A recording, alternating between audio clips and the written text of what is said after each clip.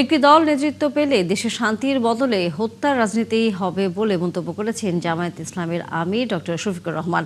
সকালে শেরপুরে শ্রীবর্দীতে বিএনপি জামায়াতের সংঘর্ষে নিহত জামায়াত নেতা রেজাউল করিমের কবর জিয়ারত শেষে এসব কথা বলেন আমির।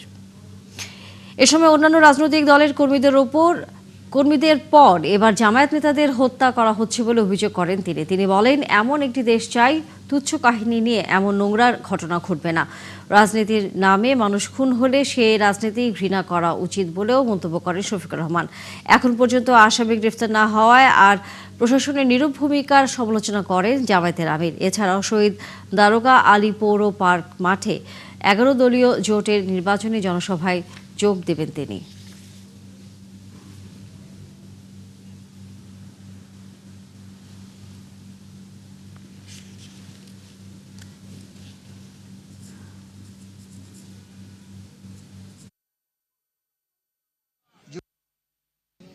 আমরা দীর্ঘদিন আমাদের অধিকার থেকে বঞ্চিত ছিলাম, মুসলিম ছিলাম, সারা জাতি, শুধু জামাতে ইসলামী না, জামাতে একটু বেশি ছিল, এর সাক্ষী আপনারা।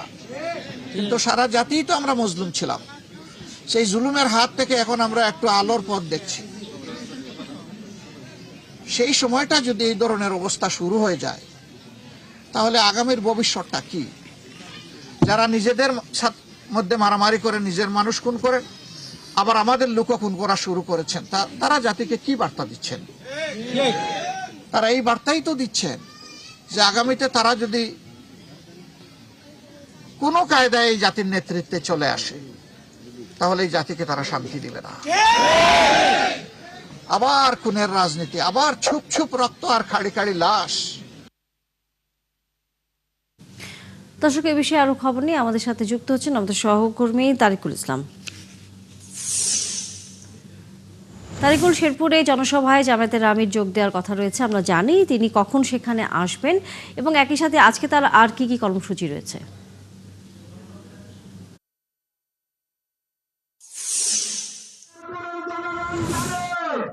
কিভাবে সত্য হতে হয়, একদিনও শান্তিতে ডিউটি করতে পারবেন না। নির্বাচনী সমাবেশে কিন্তু এখন পর্যন্ত জামাতের আমির কিন্তু এসে পৌঁছেনি। তিনি কিন্তু এই মুহূর্তে আমরা যে তথ্য পেয়েছি, শ্রীবর্দী যে জামাত নেতা রেজাউল করিম নিহত হয়েছে তার খবর কিন্তু ইতিমধ্যে তিনি জিয়ারত করেছেন এবং খবর জিয়ারতের পরে তিনি তার পরিবারের সদস্যের সাথে কথা বলেছেন এবং তাদের কিন্তু আশ্বাস দিয়েছেন এই পরিবারের বিষয়ে তিনি সারা জীবন থাকবেন। বাংলাদেশ জামাত ইসলাম এই পরিবারের বিষয়ে সবসময় থাকবেন এবং তার সন্তানের পড়াশোনার দায়িত্বের ব্যাপারে তিনি কিন্তু বলেছেন।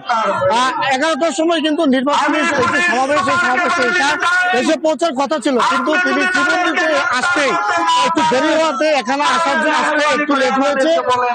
আমরা এই মুহূর্তে জনসভাস্থলে রয়েছে, জনসভাস্থল কিন্তু এই মুহূর্তে খানায় পরিপূর্ণ হয়ে গেছে। সারা বেলা থেকে জামাত ইসলামের সমস্ত নেতাকর্মী কিন্তু এসে রাস্তা পর্যন্ত কিন্তু অবরোধ বন্ধ হয়ে গেছে, একদম তবে আমরা এই মুহূর্তে আপনাকে যেটা জানাতে পারবো, তিনি কিন্তু কিছুক্ষণের মধ্যেই সমাবেশস্থলে এসে কিন্তু উপস্থিত হবেন। উপস্থিত হয়ে এই নির্বাচনী সমাবেশে তিনি কিন্তু বক্তব্য দিবেন। এই ছিল শেরপুর থেকে সর্বশেষ।